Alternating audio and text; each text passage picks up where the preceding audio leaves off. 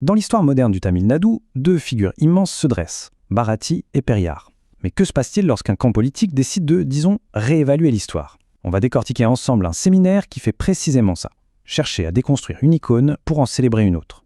La question au cœur de tous ces débats, la voici. Qui est la véritable icône pour les Tamouls?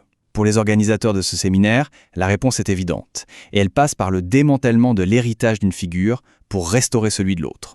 Voyons un peu comment ils s'y prennent. Le décor est planté, et franchement, il est sans ambiguïté. D'un côté, on a Subramania Bharati, présenté comme le poète du peuple, et de l'autre, Periyar, qui est qualifié sans détour d'icône fabriquée. Ce séminaire ne fait clairement pas dans la nuance. On est face à une confrontation directe entre ce qui est vu comme l'authentique et l'artificiel. D'accord, mais pourquoi organiser une telle confrontation? Avant même d'analyser les arguments, il faut essayer de comprendre ce qui motive cette remise en cause assez radicale.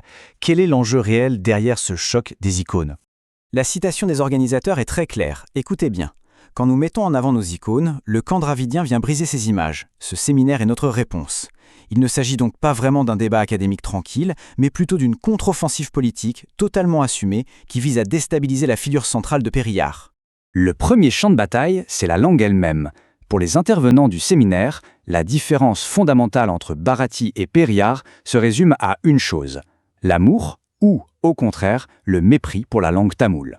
Le contraste présenté est brutal. D'un côté, Bharati, qui décrit le tamoul comme du miel qui coule dans les oreilles, de l'autre, Periyar, qui, selon eux, l'aurait qualifié de langue barbare. Pour les conférenciers, c'est la preuve d'une rupture totale avec l'identité tamoule.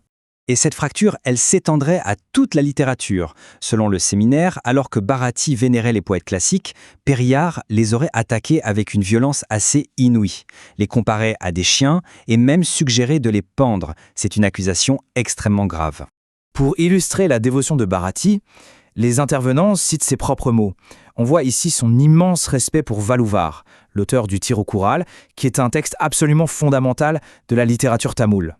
Et en opposition directe, ils affirment que Periyar a méprisé ce même texte.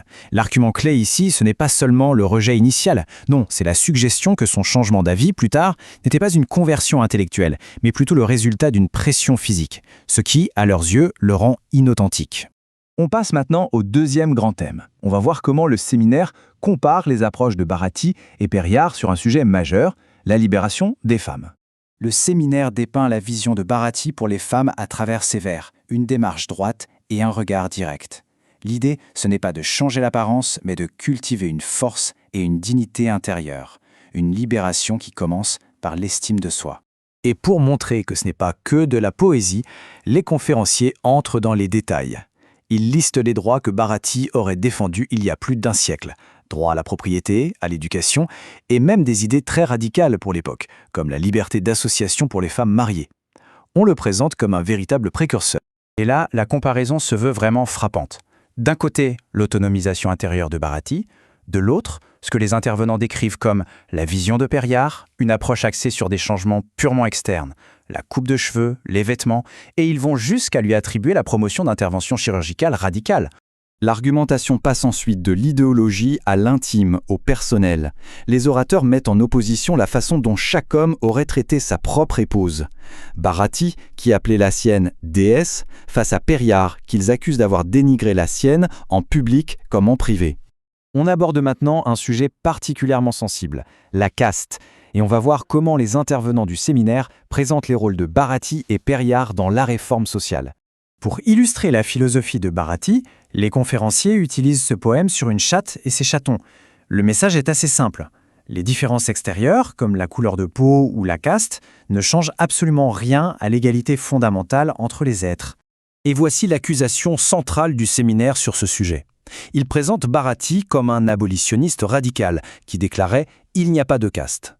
Et à l'opposé, ils accusent Periyar non pas d'avoir aboli la caste, mais de l'avoir réorganisée, en créant de nouvelles lignes de division entre les groupes.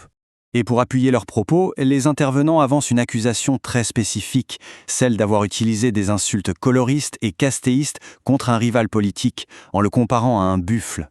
Une action qui, selon eux, contredit totalement son image de réformateur social. On arrive maintenant à la dernière section. Celle-ci explore l'explication des intervenants sur la raison pour laquelle, à leurs yeux, Un héros inauthentique a été élevé au-dessus d'un héros véritable. L'opposition finale se joue sur l'héritage matériel. D'un côté, Bharati, le poète intransigeant, mort dans la misère. De l'autre, Périllard, présenté comme un fin stratège politique, qui aurait su transformer son influence en un véritable empire financier. Cette chronologie de ces positions, c'est un peu leur pièce à conviction. Pour les intervenants, ces revirements prouvent que Périllard n'était pas guidé par des principes immuables, mais plutôt par l'opportunisme politique du moment. On arrive donc au cœur du projet.